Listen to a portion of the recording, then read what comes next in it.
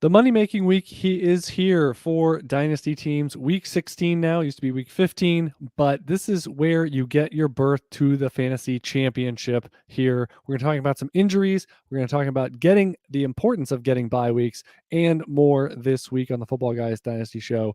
Jordan, a lot of lamenting about Jonathan Taylor, and I think you had one of the best one-line quips of the week, which was, how about you just get a bye?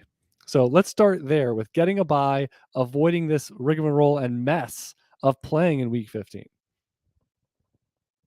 Yeah, you want to increase your odds to win a championship? Go get a bye. Now we don't have to deal with the nonsense that happened this week. All-timer week, by the way. Unbelievable week to actually have, with the Vikings game and everything that sort of went on this week.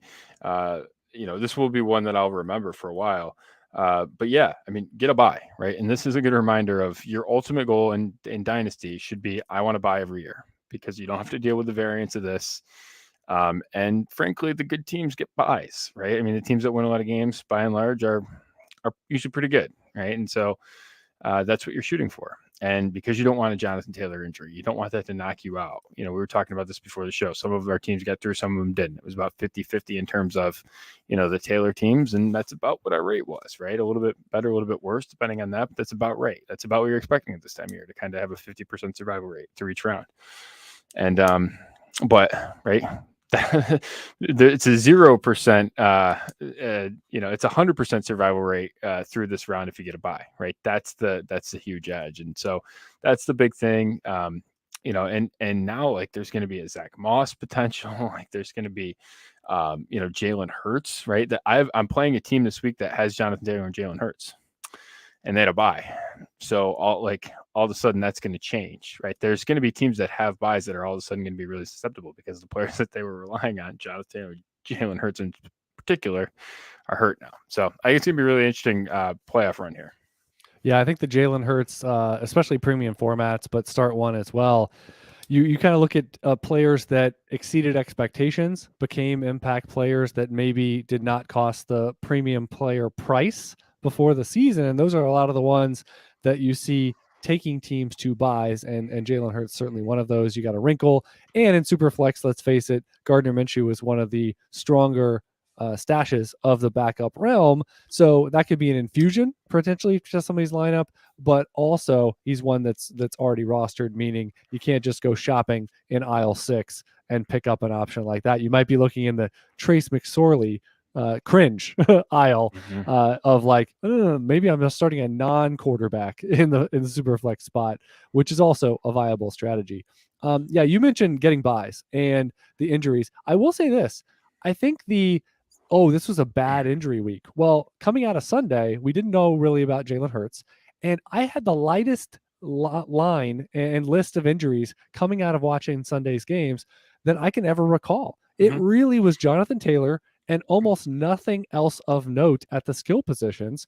And so to consider this a bad week, it really isn't. And I think one of the bigger strategy points, which the last few weeks have been saying, spend your waiver money, because if you're hitting running back, you can't really foresee these massive league-changing outcomes. Spend it, make sure you're setting your team up, and when we had applicable options over the past few weeks, and make sure you use that money And it really came home because we got 1 week left, possibly, and most teams are going to be out of it. And then the other part is, you have that. If you have 30% of your budget left this week, I mean, you're walking into the dollar store with a pocket full of cash. It's like, what are you doing? There's nothing to really buy. There's like things Zach don't Moss. cost. Exactly. Yeah, I mean, and that's fine, but it's like you're walking into an ambiguous situation, frankly, that you don't want to start either guy. Right. Like if you want to start Deion Jackson or Zach Moss against me in a semis, I'm embracing that. If you want to start Trace McSorley against me, I'm embracing that. Like, have at it. If those are your waiver options, or in case of emergency, break glass in week 16. I think as a, we talk all the time about price enforcing and blocking bids. I'm not blocking anything. You could buy those to start those. Now, I do think Zach Moss pedigree wise, I mean, that's intriguing if you had him from weeks ago. And frankly, when he got moved to the Colts, I thought that was intriguing enough to say, if someone drops him because he's blocked, you stash him for 2023. And now we found out you have maybe avenues towards utility for 2022. Yeah. Hey, how about Latavius Murray, by the way? Our guy, Latavius Murray, coming up. What was with his start rate being like 35% this past week? Because I gotta admit, it was a bad decision, Chad. It was a bad decision. And cost me, actually. It cost me. So if I so that was a mistake. I don't know. You benched Latavius Murray? I did. I played Deonta Foreman instead of him, and it cost me a championship. Or it cost me a win. So yeah. If you had watched that Carolina game, like just straight through, oh my gosh, like the Deonta Foreman, oh no, what is happening? Like you saw it coming a mile away early. I think it was Hubbard was out there for the first or second snap, and you're like, oh no. The optics of this, no bueno. You thought, and he was one that felt decently secure, based on priors and what we had rocking, and just that Carolina offense has just been all over the place this year in terms of all their skill positions on what to expect, especially post McCaffrey. Man, yeah, my oh my. But yeah, Adam Harstead, just a shout out. He has so many historical pieces that are they might be from 2016, but if you unearth them, there's so much goodness in looking at probabilities. He mentions weighting how important weeks are, and basically back roads from the championship all the way back on what are the most important weeks. And I remember he outlined getting a bye and obviously basically not playing in formerly week 14, now week 15 is one of the bigger keys. And you've said before, I mean, if you're a good enough team, pushing chips in, trying to make some quote unquote win now moves, trying to upgrade to difference makers at key spots. If you get a buy out of that, we always talk in terms of like wins added, you're adding half a win. Right. Because you're getting 100% win rate in week 15. I don't know if you've ever said it in this exact fashion, but you're getting 100% win rate in week 15 as opposed to a 0.5, 50%. Right. And so you're adding half a win just by winning maybe a game or two more during the first 14 weeks. Yeah. Yeah, it's a huge edge. I think when you think about it that way, right? Just say, you're basically half a win. Right. You've got to win. You've basically got to win 3 games in the playoffs to get there, right? They're all a coin flip and are pretty close to it, right? And you avoid one of those coin flips and you win half a game, right? I mean, you earn half a win over what you were expecting. I think that's a great way to think about it.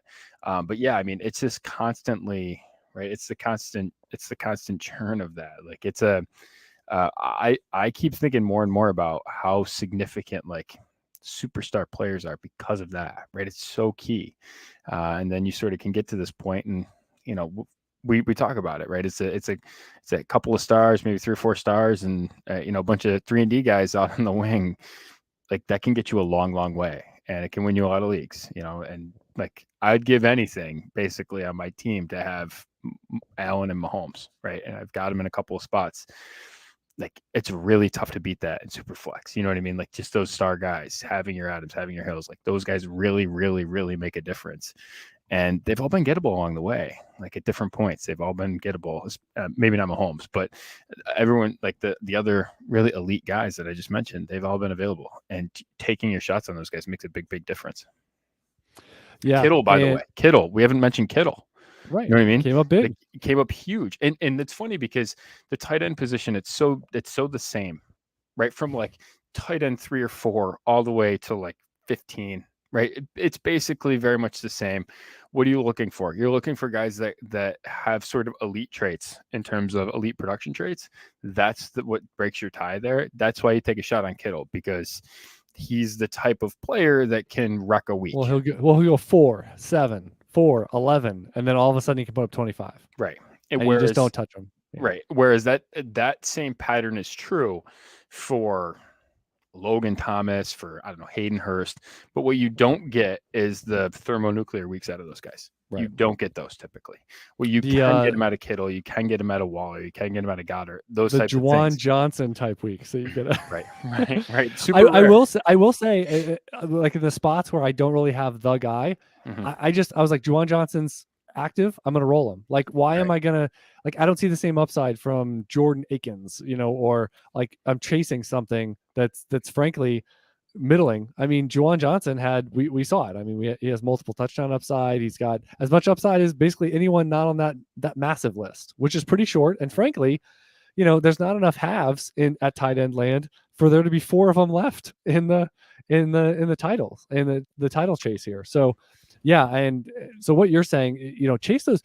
And one phrase that I've been saying more and more as the years go on, which is the big weeks help you more than the bad weeks hurt you.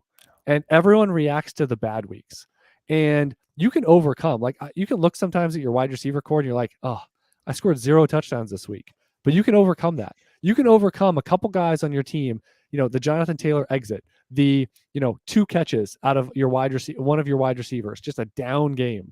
You can overcome that. But what's hard to overcome is the other team having a 35-point quarterback and a 35-point wide receiver. That's tough, because you need a bunch of down stuff to happen around that, or you just need to be on fire overall, just to be well balanced and everyone hitting with moderate or better games. And it's a tough way to live. But when you have those flamethrower types, and we talk about upside all the time, we talk about it with the draft or situations. That's really what comes down to. I mean, because let's think about it. Just in backfields, I always think about those backfields that don't hit the whole year. And we talk about them, right? The Madisons, the A.J. Dillon would be one that, you may not, Joshua Kelly, for example. One of these guys still has an out. There's one more week of injuries landscape to go to say they could be the nuclear option for week 17. Yes, you got to get there. Yes, they're sitting on your bench right now, but there's 1 week to play. And I keep reminding folks of that, because if you get tired of the guy that's been sitting for 4 months, the injury card is still in play. The one missed game, shutting a guy down. We just saw Jonathan Taylor shut down, and is that really as long of an injury as it is? Are they going to shut Jalen Hurts down? There's a lot of things at play for these NFL teams in the closing weeks. Stranger things. And all it takes is a little tweak for a main running back, and all of a sudden the next guy is running with it, with a big role. And all of a sudden you barely scrape through this week, where you have a good circumstance, and next week you're adding an auto start player. So still outs for those backup running backs. Yeah, for sure. And just taking, kind of take a look ahead at guys like that we have. Like, look at the matchups for next week. Jags at Texans. Michael Hasty. You know what I mean? Seahawks playing the Jets, right? A guy like Michael Carter might be out there. Just keep combing the waiver. We've been in on Ty Johnson. That might be an opportunity for one of those guys. You mentioned with Kelly, like, they'll be playing the Rams. How much do the Rams have to play for? You know what I mean? Like, you keep looking at these things, and there's situations all around. And heck, like, even a guy like Brian Robinson's got a home game against Cleveland. Something happened to Antonio Gibson. He's got that league winning potential. Right. He's going to probably run 70% of routes. Right. Exactly. Right. So if there was something to happen there, just having those shots. And again, like, this might not be a week you start Brian Robinson. You might have a different approach to the position this week, but next week, having those shots to, having those lotto tickets to hope to hit. If you take enough of those bets, right, the odds will say that you'll get a shot at it, right? Or if not, you're just riding Latavius Murray and just kind of living. Right. He still lives.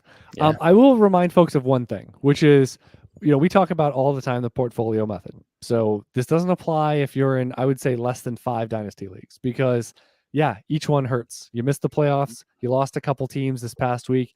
that is an absolute stake to the heart gut punch.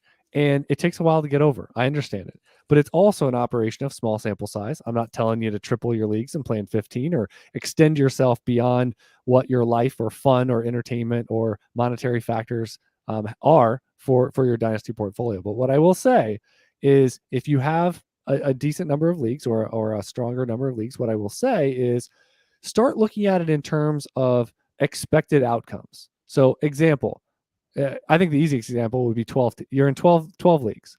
And if you got to buy in 2 leagues, that's average because 2 per league would make it. So that 16-17% rate is average. If you got to buy in 4 of your leagues, that's double. That's a plus 100%. So job well done. If you're looking at playoffs, about 50%, if 6 teams make the playoffs, that would be 6 playoff appearances. If you made the playoffs in 7 or 8 out of 12, job well done. You're above the average. So start looking at it in terms of that, and the bouncing ball of head-to-head in the playoffs will change. But just look at, I think those are 2 key figures. And then you're going to obviously start to look at, we can always share stories of our past of just, oh man, horrible outcomes in certain playoff rounds, certain years. It happens, but it levels over time in general. So if you're above the good managers, you might be, it's kind of like DFS or sports betting or whatever, that 55-60% is a really good figure. So you can't just sit there and the longer you play, expect to be a 75% win rate head to head in playoff matchups. All the teams are good enough. All the teams are good enough. 60-40 is the best spread you're probably ever going to get if you're handicapping a matchup. So just again, chip in a chair and a chance, as I always say, and look at those probabilities, but look at them year over year, because last year, maybe you were way above baseline. This year, maybe you're slightly under, but still for the 2 years in aggregate, you're above. So hopefully that offers a little bit of solace if things don't go well, and hopefully a little bit of level-headedness when things, I don't know, Jordan is like the king of level-headedness in a lot of this stuff. So I'm preaching to the choir across the mic stage here. But it wasn't the year that I went 1-13 in week 14. Not a good look. Did you throw a computer? Did you get a new laptop for Christmas, Jordan? Because Christmas Eve was going 1-14. Exactly. Christmas was on credit that year. That was not a good one. Everyone always talks about it's easy to pay the year-end bills on that one. With the Christmas bonus, not so not so good in the Hercules household. All right, Chad Parsons, Jordan McNamara, episode 133 of the Football Guys Dynasty Show. I want to remind you about the Football Guys official gear and merchandise. Great Christmas present, great reward. Hey, did Football Guys help you?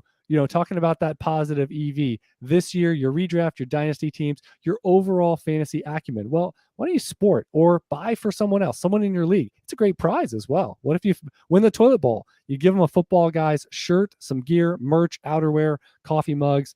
I think we're working on, maybe we have the mouse pads already, but there's a lot of stuff to offer there. Shop.footballguys.com. So that's a great place to go. And again, you can say that Football Guys Dynasty Show sent you.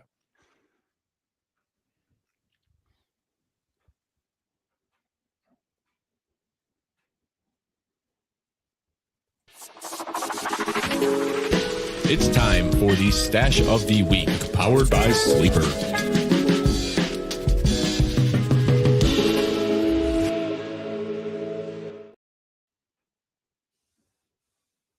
Stashes of the week yet, but we do have a few, and I wanted to shout out Jordan's Dynasty Waivers of the Future article. I think last week, this week, and next week are really the most critical weeks to follow his creed, because you are sculpting your roster on the back end. It might be one spot, might be 2 or 3, might be a bunch as you fall out of it. Kickers, defenses, short-term plays, maybe someone like Rex Burkhead. Let's pour one out for him.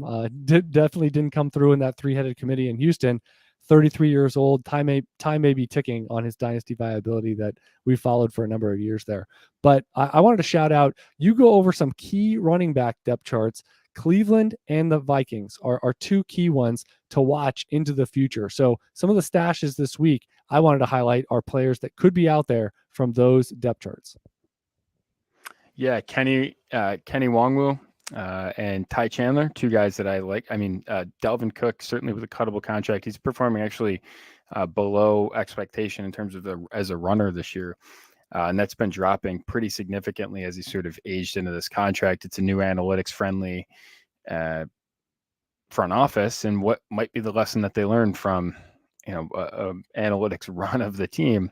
Don't pay for running back. And so you've got that, and you've got Madison as a free agent. So are faced with two financial decisions in the same couple of months span. And all of a sudden you could be looking at a guy like Ty Chandler or Kenny Wongwu being an injury away guy, or being an actual, like, on paper starter. I'm sure they would address the position, but at worst they would be an injury away guy going into the season. And then you have the similar types of situations like that in Cleveland with Dearness Johnson and Jerome Ford. Those are two guys that had stashed. By the way, the other one, similar situation as in Minnesota. I don't think he gets through. I don't think maybe people would perceive this, but crazier things have happened. And Malik Davis with Dallas, Zeke with a cuttable contract, Pollard could be in that maybe someone pays too much in free agency, and they could be a potential, to oversign a guy like Pollard, kind of in that Austin Ekeler type of contract range, maybe even more expensive than that. Eckler's proven to be one of the best discounts maybe in running back free agent history. If someone sort of sees that value and wants to pay up for Pollard, there's an avenue there for a guy like Malik Davis to be interesting, come mid-March. Yeah, really good names, really good situations, and Jordan outlines a lot of them at all the skill positions that are optimizing those final roster spots. And it's important to realize, you take 5 shots, maybe 2 or 3 get through NFL free agency. Oh, still interesting. Maybe 1 to 2 get through the NFL draft, and maybe you only have 1 by the time you get to August or week 1. But you might have chances to flip. And what else are those roster spots going towards? They're low percentage plays no matter what. The key is improving probabilities from 3% to 7% or whatever it may be, so that you actually have outs and legitimate storyboard chances, as Jordan outlined, to get all the way home till at least the NFL draft or through free agency or some cross section of the offseason. All right. And we got our Dynasty trades this week. Of course, it's light, but we're still talking about Dynasty trading. It'll heat up in January here. But want to give a shout out to listener Chris. He emailed me. I forgot to have it in last week's show, so I'm including it this one. This occurred before week 15 from one of his leagues. He wanted us to discuss it. It's a key one. You just mentioned Austin Ekeler, Jordan, and that's what it includes here. It also includes Geno Smith, who we've talked about quite a bit with his profile this year. So in Superflex, Austin Ekeler went to a contender, and he was traded for Geno Smith, Khalil Herbert, and a 23-second, all to a non-contender. So I'm a Geno fan, and I think he's going to be a 2023 starter. My bet, if I had to put money down, is that he's tagged with Seattle. That would be my bet. We've talked about this, I think, off air too. That's like one of the top 3 storylines I'm watching. Him and Goff, I think, are fascinating decisions this offseason. So I do think he's going to be a starter. Herbert doesn't have a ton of value to me. I mean, he's kind of like, he's a more expensive version of the bets we just talked about, like Kenny Wongwu, Ty Chandler. It's that same type of bet. Montgomery, a free agent, but do you think Herbert gets all the way home? Yeah. And I don't. Right. But he's a lot more expensive, right? He's 5x more expensive. Right. And even, there's just it's just such a rich position right now with guys like Damian Harris. I mean, there's a ton of free agents, first of all. Yeah. What's that? There's a ton of running back free agents. Yeah. In the offseason. Yeah. And even if you want to go cheap with a guy like Damian Harris, like that clouds it enough that it doesn't feel good. You know what I mean? On a prove it type deal. So I think that's a very likely outcome, even if Montgomery moves on. So that's kind of how I view that side. I think Ekeler is a difference maker. I really do. I think he's a difference maker now. I think his game ages well. And if you look, you're talking about the best high leverage opportunity offense in the NFL. It's not competitively close. And that blends well with Ekeler of saying, we're going to give him 12 touches, 14 touches a game. Like as he's 28, 29 years old, it's the perfect system for, like you said, to age gracefully and with his game and not burn him out with 10 carries a game. Yeah. I mean, he's leading the league in running back receptions, and he's running back 1. Right. Sounds like you're leaning towards the Ekeler side. Yeah, I'm leaning pretty hard. Even though you love Geno. I like the player. I love Geno. I like the second's nice. Herbert, I could give or take at the cost. But yeah, this was before week 15, so you got the week 15, and obviously this whole run, you still have a window here of strong production coming from Ekeler, most likely. So yeah, and I think if we were to do this deal, if we were to think about this deal in March, maybe we think about it differently. But I think right now, you definitely you take the shot, right? If you're here, right, add a difference maker. The best chance you're ever going to win is if you're the best chance you're going to win is you're here already, right? You don't have to get through a regular season. You're here, and you have a chance to really add something. And Eckler's healthy. You Yes. don't have to. You didn't make the trade in week 6 and be like, hope in 2 months he's healthy. Right. You're here now. You're not paying a big price for it. The second Norgino is going to change the trajectory of your dynasty, and you have someone that can. Right. You're basically trading 3 assets that aren't going to change your future for one that can. That's an easy calculus for me. Yep. Yeah, it wasn't Geno in a first. It wasn't correct. Some other machinations that make it a little dicier. All right, we got a 14-team, 1 quarterback. We've got Nick Chubb, Deontay Johnson, traded for Javonte Williams, Deebo Samuel, and 203. How do you think about Deebo going forward? Right. He dropped for me. I resculpted I did more scrubbing to 2023 plus. Deebo is now removed from that big season. I think there's still quarterback questions. There's Brandon Ayuk and George Kittle competition for target questions. Deebo Samuel is an acquired taste. He's not exactly a true alpha wide receiver. So, yeah, I mean, I am not as high on him as I was 12 months ago. Can I tell you who's a true alpha wide receiver? Not Deebo. Deontay Johnson.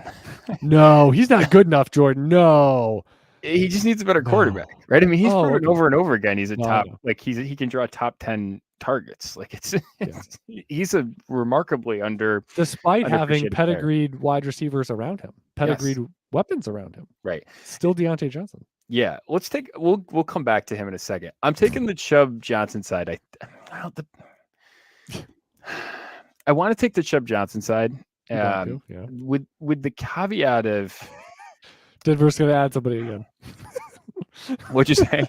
Denver's going to add somebody again. Yeah. I mean, the pick side is obviously a little bit more flexible, I think, probably. Do you think 203 gets Deontay Johnson in the offseason? Some of the time? Like maybe. Is that about the zone? Maybe. He's got some funk on him. Yeah. Now that you kind of met, I don't know. Then you sort of come back to if so. Javonte Williams is such a dangerous bet for me. Coming off of injury. Yeah. I think there's a really good chance. He's never really done it. Yeah, he's never really done it. There's a good chance that he's going to have added competition. I don't know if he's going to get superseded, but he's going to have added competition. And here's the thing. I've said before, we'll say it 20 times in the offseason. The Denver depth chart, when you say Latavius Murray, Marlon Mack, like they need Mike Boone coming off of injury, or if he's even back. But they have to add to the position. So this is the part. Like you want someone there that's good enough to ward off a big addition, but not so big that it would challenge the starter. That's the perfect running back too. They don't have that. Yeah, they don't do. have that. They're okay. It's Javonte Williams behind Latavius Murray. He's the perfect running back too. I see what you did there. Yeah. So, but yeah, coming off of injury, and you figure they're going to do something. Mm-hmm. That's the most dangerous statement when you go into the offseason. Well, they're going to do something. Not good, because something probably means more aggressive than you would like. That's generally what it's going to mean. Because they can't put all their eggs into a returning from injury basket running back as their only plan A, B, and C. They can't do it. Yeah. But this trade is fascinating because you have Nick Chubb, a power back at 27 years old. Right. It almost comes back to me of like, all right, if I look at this deal, like I wish the pick wasn't in there. Are Chubb and Williams close enough where you say, all right, it's a push? Are Johnson and Deebo close enough? You say it's a push, and you say, all right, fine, I'll take 203. Like, is that? Right. But it is 203 in a 14 team or one quarterback. Right. So it's 17. Right. We don't even know if there's 115. It might be 18. Right. The point is it's deep enough, and it's one quarterback. We're like, Right. Is this the ultimate arbitrage? You're like, fine, I'm taking a free second. Is that what ultimately what this trade is when you break it down? I do wonder, we haven't said yet, Javonte Williams, you hold him to some degree, he's insulated, right? Because they're going to remember what he has done. And can that get you somewhere in a trade completely separate of this sometime in the next 9 months. Yeah, I mean, that's kind of what I'd hope for, right? I think I think what we're saying is if you're building your team for your lineup and under your guidance, you take Chubb, you take Deontay Johnson, you put 2 guys in your lineup, and you just, that's what it is. So We wouldn't necessarily pay for it this way, but that's the side it sounds like we like. Right. If you're contending, I think this trade probably feels better for you to take the, you say, fine, I'll take the, like, Jordan, who's not contending? Who's not contending? I don't. Well, no. In this trade, I would suspect that the team getting Chubb and Johnson is actually trying to win this year, and the other team is not. Right. I suspect that that's what's going on. So that's we're 2 weeks away from everyone contending, though. Was my snarky point, which is right. That's fair. Please don't rule yourself out of 2023. Yeah. I mean, Chubb and Javonte Williams are right next to each other over a keep trade cut, which I think is interesting. And there's a pretty big split between Deontay Johnson and Deebo Samuel. Deebo is at 19, wide receiver 19. Deontay Johnson at 35. Although I think that's a range that's really flat. Yeah. We didn't even mention the Christian McCaffrey edition clouds Deebo Samuel even more as the new movable chess piece and new fun toy in the 49ers offense. Yeah. I don't like it. I don't like the look. And if Deebo goes somewhere else, I don't really like that either. Yeah. So again, the more I say it, 203 is not going to swing it for me. Right. Yeah. So you want the other side? You want the Chubb Johnson side? I'll take the other side. Okay. I'll roll with it. I got 2 guys I can put in my lineup, and 203 I just don't think moves it as much. Yeah. I think in the light of that, like, again, this is basically going back to the prior trade. I think if you're contending right now, like, this is the trade. They're close enough. Yeah. Take the side that'll help you right now. It's like take the points, right? Just take the points. Take the points. They talk about betting, right? Oh, you're giving me 4.5 points. I'll take the points. Yes. I think it's close enough. I think close enough. I'll take a field goal or more. Yeah. Right. You'll try and win it this year and worry about all that stuff later. Yeah.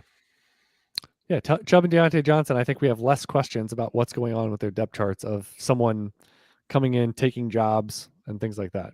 Right. These are both great, by the way. Both great trades for teams that are buying at the deadline. Right. Like, I think the lesson from this is you don't need to pay out your nose. You don't need to pay in the off season to fill needs. Like, you can fill needs along the way. I think a lot of times people don't want to get caught holding the bag, which feels like what both these trades are. Right. The Ekeler person doesn't want to get holding the bag on Ekeler plummeting in price because, he's going into an age like 27 off season. And the same thing with Chubb. Right? This feels like both owners both GMs are trying not to hold the bag on expensive running backs. And you can say, fine, like, I'll take the flip-flop with you and I'll take it this year and I'll take the risk in the long term. And I think that both of them are really instructive. When you sort of look at them together, I think they tell you the same thing about trading. Well, I think a lot of people try to insulate too much of their roster for the whims of the market. They think that I might have a couple older players. You can have a bunch of older players. And by older, we don't mean like, it's not 30-year-old Nick Chubb. I mean, we're talking 26 into 27. Ekeler, we just mentioned, ages gracefully. Like, there's ways to do it more constructively than just like, oh, well, I have, Devontae Adams and Adam Thielen and, Derrick Henry. Like, I think there's different ways to do it to where you're more insulated than you think. And it's not, unless you have no rookie picks. I mean, there's still ways to get young on the back end, get vibrant. All right, we got one more 14-team Superflex, dialing it up.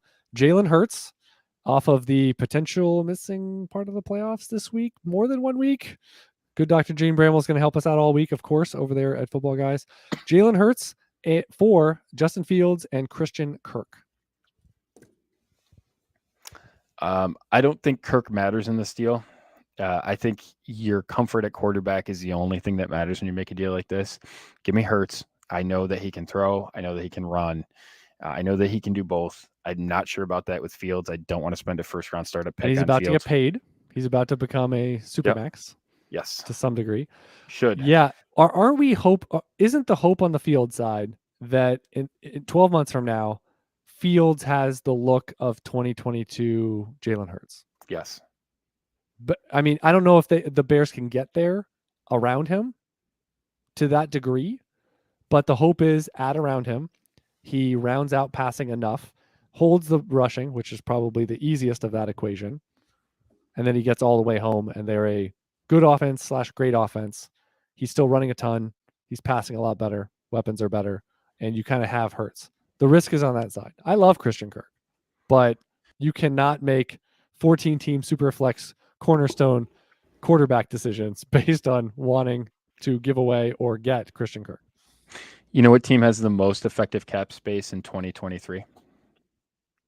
Probably the Bears. By almost double what the next most team is. $103 million in cap space next year. The Chicago Bears. So I think they've done a good job.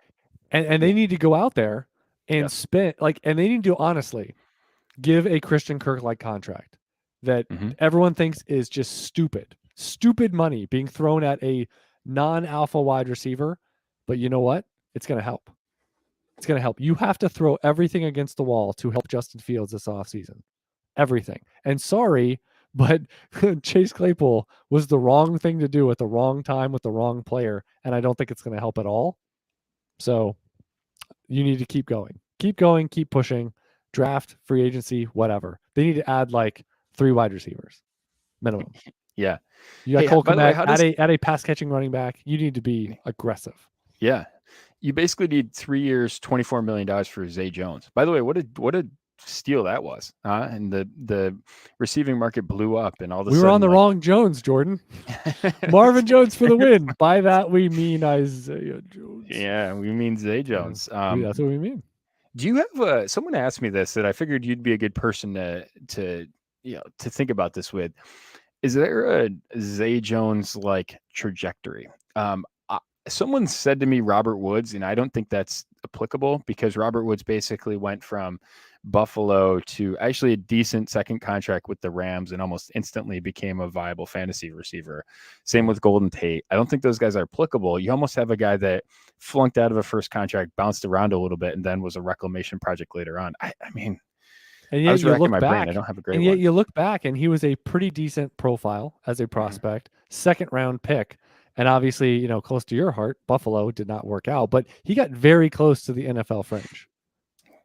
Yeah, basically there. And so that's he had a better profile, but I mean, that would be like 2023 N'Keal Harry works out. Like that would be like that sort of trajectory if you get all the way to the end line and you pull your way back. What's the analogy? Don't they say how did the mice go down in the butter, the big thing of butter, and how do they work their way out? They claw and scratch and go so vigorously that the cream turns into butter and they just walk out. That's like Zay Jones. Zay Jones clawed his way from NFL fringe to viable, vibrant target getter from Trevor Lawrence in 2022, which is awesome. Yeah. We met him at the Senior Bowl too in 2017. Yeah, good story. 2017. How about and how about Jacksonville too? I mean, they're adding Calvin Ridley in the offseason. They might add another one. You look at what they've done and elevated, just the ecosystem of good enough wide receivers. And then, Trevor Lawrence playing better. You got Doug Peterson, a lot of positive vibes there. You got, Travis Etienne coming back from injury where a bit of an unknown, lost rookie season, didn't know what you're going to get. And you got good enough that James Robinson was completely expendable. See you later. Yeah. All right. Dumbest thing I did this week. I mean, there is no comparison. This might be of all the things. I mean, I had a lot of, quasi dumb stuff, that we put in here, little funsy stuff. I'm not this type, Jordan, but it was my idea to drive 24 hours straight from Austin to Tampa. My idea. Because it would give us an extra rest day. And I was like, well, you'll recover. And then, that's better than 2 long days in the car. Because if you know anything, like that first day, you can kind of do whatever. But when you have to get in the car the next day after, say you stop driving at 10 o'clock at night, you basically sleep, you get up, you get some breakfast, and it's like, oh no, back in the car. Yeah. That's not a good feeling. I was trying to avoid that. And I will say this, I flew through. We left at 7 o'clock at night and we ended up getting in about 7 the next day. It was not until the last 2 hours that it was, I swear every minute felt like an hour. I would purposely tried to not look at the clock. It felt like it was 3 days and I looked over and it had been 4 minutes. So the last 2 hours took forever. I flew through to mid-afternoon, Jordan, which I never would have guessed. Driving overnight, we took plenty of stops and all this kind of stuff, waking up, contacts to glasses, glasses to contacts, whatever. Like, but I flew through to like 3-4 o'clock. And then I think part of my mistake, the last big stop, I got one of these stupid macchiato things. I didn't do much caffeine, but I was like, I have to have something. And I think I should have gone straight coffee. Because I think I had too much sugar. Yeah, too much sugar. Yeah. Too much sugar. Yeah, I'm sure it had coffee and caffeine in it, but I think I needed straight coffee. And just to sip the coffee for like an hour and a half. Yeah. Yeah. That was my biggest mistake. Yeah, I think you're right. Because when it got dark again at 5:30, 6 o'clock, oh God. I bet it must have hurt. So did you drive the whole way or did you guys rotate? We didn't rotate. Yeah, it was all me. And it was fine. Overnight was the easy part. I took a slight nap before we left, but it was really that second afternoon into evening. Oh. So I'll say never again, but there may be a circumstance. Minimum, we had to do it in 2 days. So we didn't have a lot of latitude. So 2 days, but in retrospect, if I had stopped at 3 p.m. and then we had, another 4 hours the next day, probably the right move. All right, let's get off of that. We got quotes from the Football Guys Dynasty Forum this week. 2 quick and easy ones. First one I think is funsy. We'll be the judge of that. I refuse to believe Royce Freeman is only 26 years old. Since he's relevant in the news this week, coming up, a lot of people probably didn't even know he's still in Houston. But talk about the life he has lived. He's only 26, Jordan. It's a lifetime of dynasty twists and turns. This is like a Deonta Foreman type second act for him, where he can be fantasy relevant now and into next year. Right? Is that possible? Yeah, it's crazy to think he's only that old. He came out old too, older. 22, yeah. He was 22.5, 22.6, and he's bounced around a little bit, but boy, had a small window of maybe that lead job in Denver is not for you, and then it's been nomadic since. Honestly, he's been to the NFL fringe and back. And all the way back to, I think he saw about 40% of the snaps or so. So still around. Not that there's much hope of him probably being a running back 2 somewhere next year, but you never know. And last one, finishing strong here. Justin Jefferson is the number 1 dynasty asset for me, and it's not even close. Depends on the format. Well, that would be first part, yes. Depends on the format. What do you think about the not even close part? That's always a bad caveat. You think it's close? To any sentence. What do you think the wedge is? The split is between Jamar Chase and Justin Jefferson? I think it's really close. I coming into the season, one. Yeah. I'm a Jefferson guy over Chase, but coming into the season, the gap was bigger for me because I thought Chase lived on unsustainable variance, and we've seen that kind of change. Like Game Higgins was out, and he was like Mr. Chain Mover for like 10 for 120. Right. Right. So I think we've seen more from him and I think frankly, we've seen more from the Bengals offense where it's not just living off of big plays. Like they still get the big plays, but I think they live a little bit more, start taking the easy buttons. Yeah. And start getting some more volume into the offense that you're not just trying to say, all right, I need to, I really need like 2.4 points per target to really sort of carve out my value, right? That's a really tough place to live. So I trust Chase more in sort of the sustainability of his production from, this year in particular. But I think Justin Jefferson's, I think they're both awesome. I would take Jefferson over him, but it's really close. Yeah, just to put a point of reference, I mean, on how tight it is for me. I mean, in one of my trade calculator settings, it's Justin Jefferson's a 57 and Jamar Chase is a 55. So again, that's close enough. I mean, we're talking that gap is probably like a 3rd round picker. I mean, it's pretty marginal. So yeah, I think they're close. I think you can definitely I don't throw this around lightly, but you could definitely make the argument that there is not just one tier gap.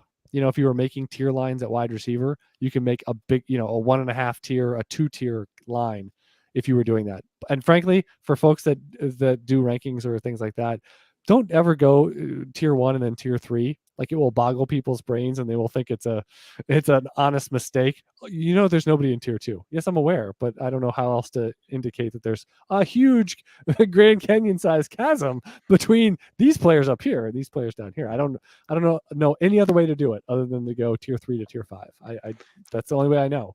Yeah. So but yeah, I think so. The super flex part is interesting because we see in round 1 of startups, right? I mean, do you take Jefferson versus how low do you go at quarterback? it's an off-season discussion, but do you have an offhanded answer to that when, someone said number one dynasty asset, not even close? I mean, how many quarterbacks down before it becomes a discussion? So I'm interested. So again, I'm going over to Keep Trade Cut, which is they're great in terms of getting an idea of where the market is. They have 8 quarterbacks in the first round. It's Allen, Mahomes, Hurts, Burrow, Herbert, Lamar Jackson, Justin Fields, and Trevor Lawrence. And then there's basically Tua in the second round. Then it's Murray, Dak, Deshaun Watson in the third, and then basically down to Lance in the fourth. And then it's a big, massive tier break. I don't think that's how it's going to be. I think it'll be more consolidated up at the top. I think that's historically true. And I don't think the other positions have done enough to sort of spread it out that much, but we'll see how the offseason goes. I think you start getting into that, right? I would probably have Lawrence over Fields at this point. And then I start thinking, around that point, do you go wide receiver, and I definitely would take Justin Jefferson and Jamar Chase over Tua. I think I'd do it over Fields too. But I think they would probably slot right in there behind like my quarterback 7. Okay. And I might have Watson and Prescott higher, but like sort of in that range would be what I would say. And if you don't have to take Prescott or Watson there, I would take Jefferson first and then take those other guys in the second round. Right. One final question, for a personal question. Mm-hmm. What does Trevor Lawrence need to do? Maybe it's nothing. Maybe he can't do anything, but to close the season, to kind of validate he's on that trajectory path. Obviously he hasn't done it for 2 years. It's been 1 year. So this might be a 2021 Justin Herbert conversation of just an incomplete profile. But is there anything he can really do at this point to elevate beyond just more time from a profile perspective? Finishing top 6, that'd be a good start. And he's actually there in total points right now. He's inside the line as of right now. And so we'll see how that sort of finishes out. I think there's still a chance, that's still close, but we've seen that be predictive. So that would be one thing I'd look for. But I think typically the danger profile is the one that's like, it looks a lot like Burrow's last year, which is one you got to be careful of. Like he's older. It's a quarterback 1 in the back half of the quarterback 1s, and it's off of good variance. Like you have to be super careful of that profile. And I was last year, and Burrow's kind of proven proven himself another time, which is great. And now he sort of lengthens out that tier, which is awesome. Lawrence kind of fits that a little bit. I don't think he's lived off of quite the variance. I think he's actually been I don't think he's been necessarily as good as Burrow. I don't know. It's an interesting sort of comparison. I think if he kind of kept doing this to close the season and finishes as like a top 5, top 6 quarterback, I think you feel a little bit good about it. He's got the two-way ability ability to run you like that. I'd love to see more than 7.0 yards per attempt, but it's creeping up. So, I mean, I could see it if he kind of keeps performing this way. They could still win the AFC South, by the way, which is, with someone that's got futures on them to do so. I'm rooting for it. Yeah, they'd be a fun matchup to watch in the playoffs. Just, having that chip in a chair, a defense that can get after quarterbacks, and, high variance on what you're going to get potentially in a given week and could steal a win. So, Trevor Lawrence definitely riding the ship from what was a lost rookie season. And again, you got to it's usually year 2, year 3, and year 1, it's really tough to get quality priors and that, oh yeah, you're there. I remind people every year, the 101 quarterbacks, they average QB 24 in year 1. Mm-hmm. So that's not good. That's fringe super flex startable basically over the aggregate of the season. And they might have been a little better in the second half than the first half, but basically you're looking for little glimmers, and it's almost a red shirt.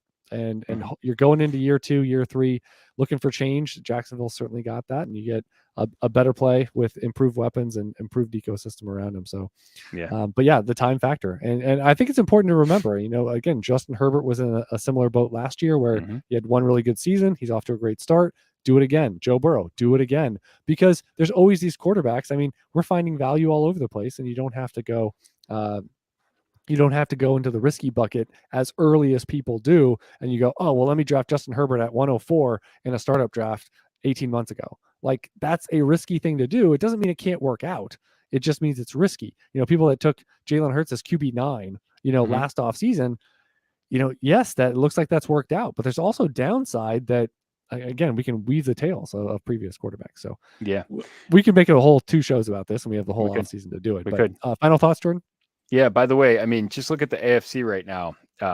If Jacksonville is able to get to the into the playoffs, you could have Allen, Mahomes, Burrow, Lawrence, Jackson, Herbert, Tua. Have nots. I mean, come on. I mean, how fun's that going to be? Raiders are looking around going, I thought that was us. right. That was supposed to be us.